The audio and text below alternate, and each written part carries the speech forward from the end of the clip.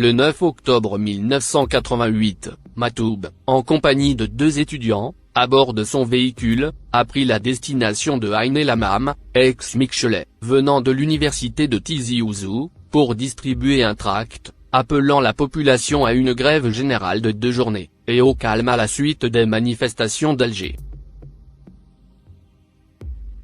Intercepté par des gendarmes, qui le suivaient, l'un d'eux tire à bout portant sur Matoub Lounès après l'avoir insulté, tout en passant les menottes aux 2 étudiants. Lounès Matoub s'effondre, il est atteint de 5 balles, dont l'une lui traverse l'intestin, et fait éclater le fémur droit.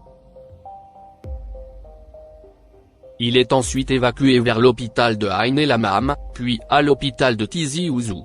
Ensuite il est transféré à la clinique des Orangers à Alger. Il y est resté 6 mois avant d'être transféré en France, pour des soins plus intensifs à l'hôpital Beaujon, le 29 mars 1989. 6 semaines plus tard, il anime un gala au stade de Tizi Ouzou, devant une immense foule alors qu'il portait des béquilles. En 18 mois, il a subi 14 opérations chirurgicales. Au cours de son séjour à la clinique des Orangers à Alger, Isabelle Adjani lui rend visite. 2 ans plus tard, il est poignardé par son voisin dans les locaux même de la gendarmerie. Le 29 juin 1994, lors de la marche organisée à Alger, pour exiger la vérité sur les circonstances de l'assassinat du président, Mohamed Boudiaf, il se trouve aux côtés de Saïd Sadi et Khalida Toumi, quand une bombe explose au niveau de l'hôpital Mustapha, faisant 2 morts et plusieurs blessés. Le 25 septembre 1994, à 21 h environ, il est enlevé par un groupe armé qui le surprend dans un café-bar, pas loin de Tizi Ouzou. Son enlèvement bouleverse la Kabylie tout entière, qui se solidarise jusqu'à sa libération, survenue le 10 octobre aux environs de 20 h, dans un café à Haïtiani. Durant ces 16 jours de séquestration, il est condamné à mort par un tribunal islamique. Grâce à la mobilisation de la population, il retrouve les siens sains et saufs. Cet enlèvement suscite beaucoup de spéculations, à tel point que certains l'accusent d'avoir monté un scénario lui-même, pour accroître sa notoriété et sa popularité. Malgré les tortures psychologiques endurées pendant sa séquestration, et les menaces qui pesaient sur lui, il ne cesse de chanter, et continue son combat pour la cause berbère, la démocratie, et contre l'intégrisme islamiste. C'est toi l'ennemi de Dieu ? Je n'ai pas répondu. Ensuite, il a passé en revue tout ce qu'ils avaient à me reprocher. J'ai compris à ce moment-là, que mon procès se préparait. En tête des chefs d'accusation, évidemment, mes chansons. C'est à cause de tes chansons, que la Kabylie est en train de sombrer dans le néant. C'est toi le responsable. Je n'avais donc d'autre choix que d'abandonner, je devais cesser de chanter.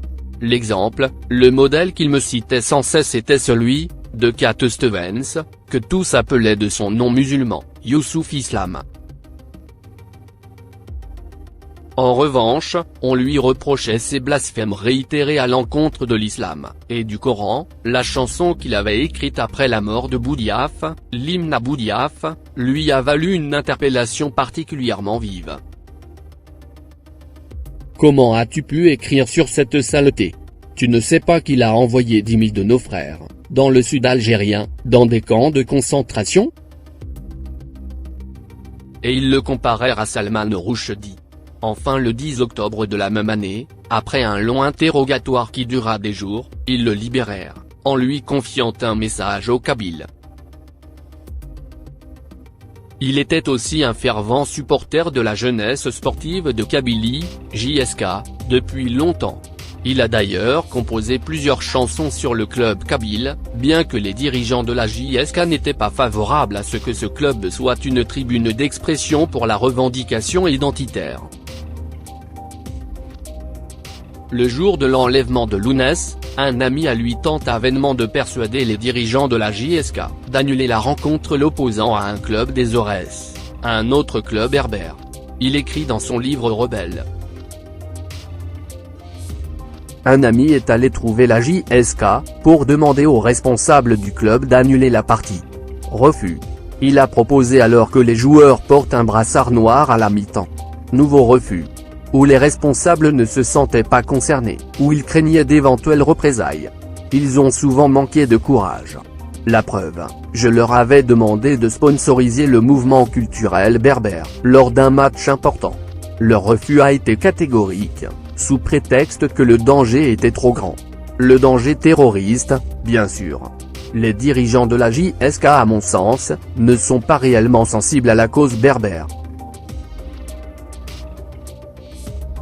Le 24 novembre 1994, il a été l'hôte du directeur de l'UNESCO, en présence de nombreux hommes des arts, des lettres et des journalistes lui rendant hommage pour son combat pour la démocratie.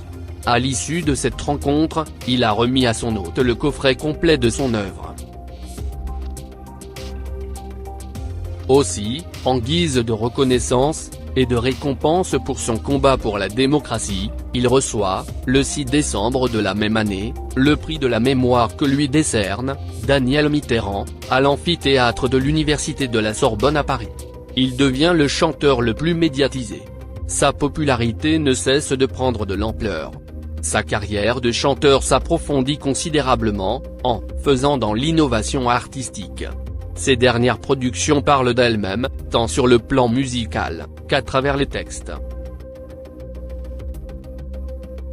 En dehors de la France, où il se produit très souvent, Lounès Matoub a animé un gala le 16 janvier 1993, à Montréal, à l'occasion du Nouvel An berbère, puis à New York le 20 janvier 1993, et en Californie le 13 mars de la même année.